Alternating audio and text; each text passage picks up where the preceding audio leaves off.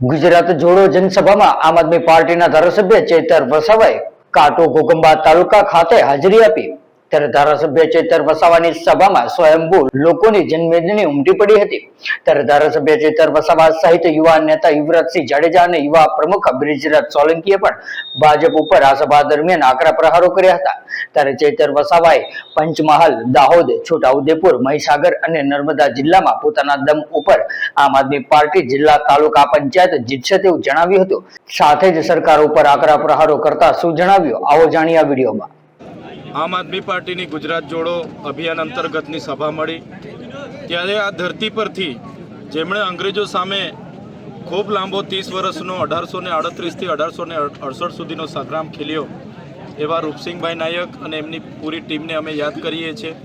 સાથે સાથે એમની આ જે વંશજો છે જે પણ અમને આજે મળ્યા છે ત્યારે અમે પણ પોતે ગર્વ અનુભવીએ છીએ।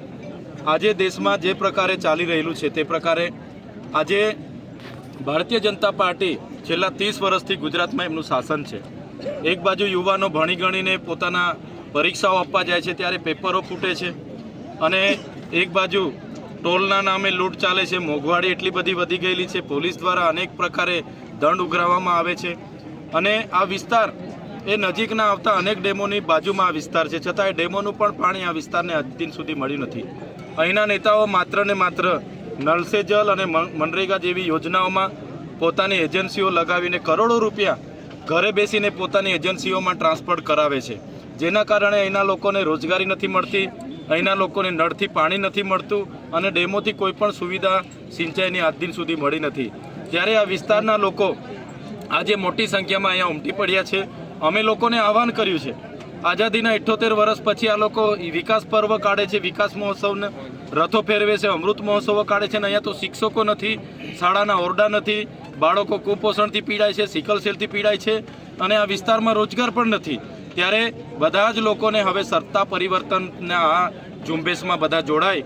આવનારી તાલુકા જિલ્લા પંચાયતમાં આમ આદમી પાર્ટી સ્વતંત્ર લડવા જઈ રહી છે।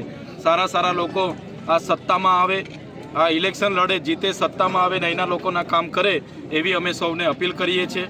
આમ આદમી પાર્ટી જે પ્રકારે ગુજરાતમાં ખેડૂતોને પોતાના પાકના સારા ભાવ મળે, કરદા પ્રથા દૂર થાય એના માટેની જે લડત ચલાવી રહેલી છે અને જે પ્રકારે આ વિસ્તારના આદિવાસીઓ માટે જે પેન્ડિંગ દાવાઓ છે જેમને સનતો નથી મળી, કેટલાક લોકોને સનતો મળી છે પણ ઓછી જમીનની મળી છે, ત્યારે એ દાવાઓ પણ સરકાર સત્વરે આપી દે।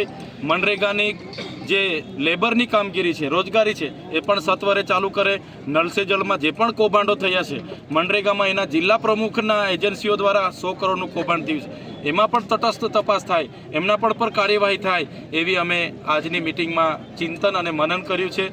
આવનારા દિવસોમાં જ્યાં પણ અમારે આ લોકોની સમસ્યાઓના નિરાકરણ માટે રજૂઆત કરવાની થશે અમે વિધાનસભા સુધી જઈશું, એની રજૂઆત કરીશું અને સત્વરે એનું નિરાકરણ આવે એવા અમારા પ્રયાસો રહેશે। સાથે સાથે આવનારી ચૂંટણીમાં આમ આદમી પાર્ટી દ્વારા અમે બધાને અપીલ કરી છે અને પંચમહાલની જે જનતા છે એમના પર અમને પૂરેપૂરો ભરોસો છે કે આવનારા દિવસોમાં આ વિસ્તારમાં પરિવર્તન આવવાના છે।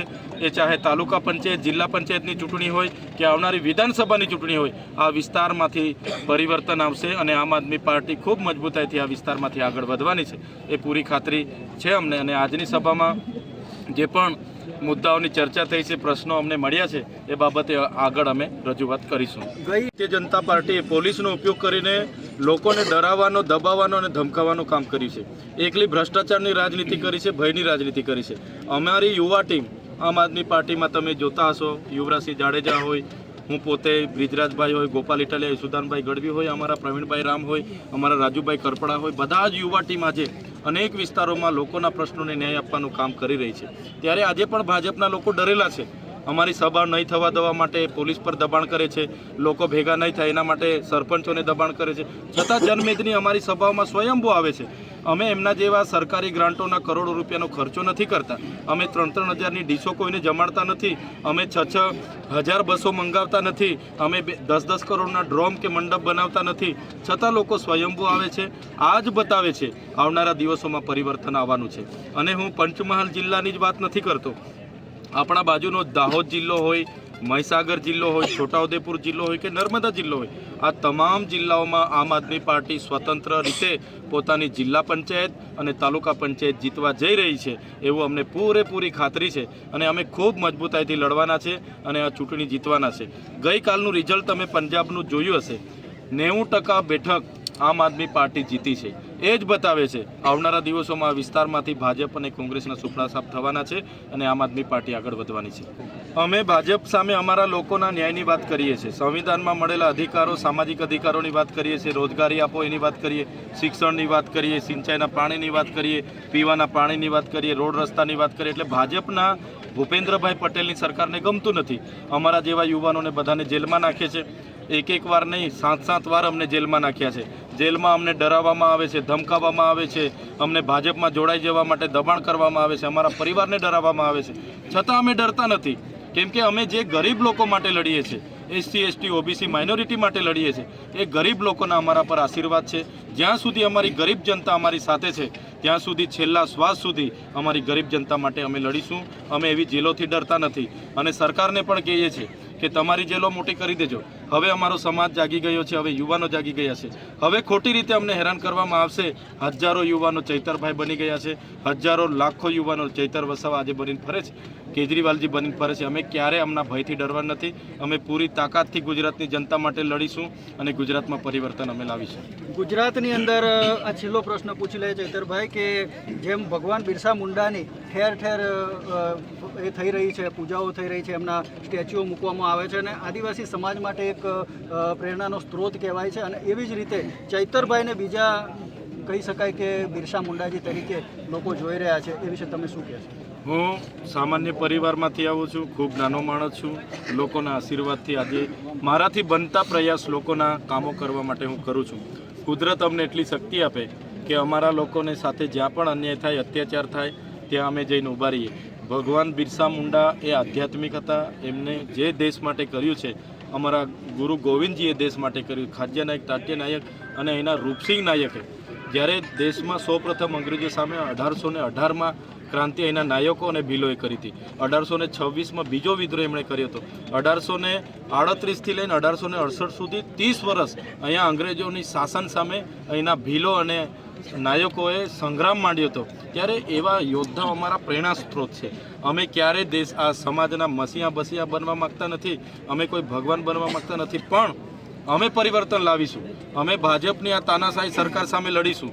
અમે ક્યારે પણ અમે એમના જેલો બેલોથી કે કેસો બેસોથી ડરીએ નહીં. હા, અમારા સમાજ માટે લડતા લડતા ક્યાંક અમારું ધડ પણ ધરવું પડશે, તમે સમાજ માટે ધરીશું. અમારી સ્પષ્ટ માગણી હતી કે ખેડૂતો જે પાક પકવીને બજારમાં વેચવા જાય છે તો એમને યોગ્ય MSP પ્રમાણે એના ભાવ મળે.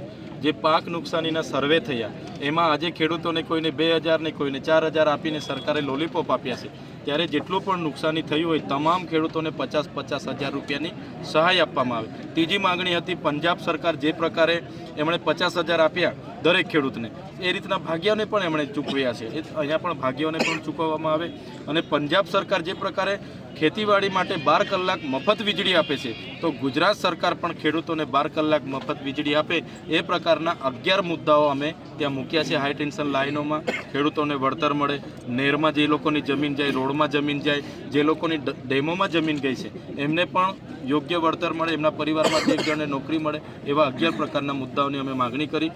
માન્ય મુખ્યમંત્રી પર અમે અપેક્ષા લઈને ગયા.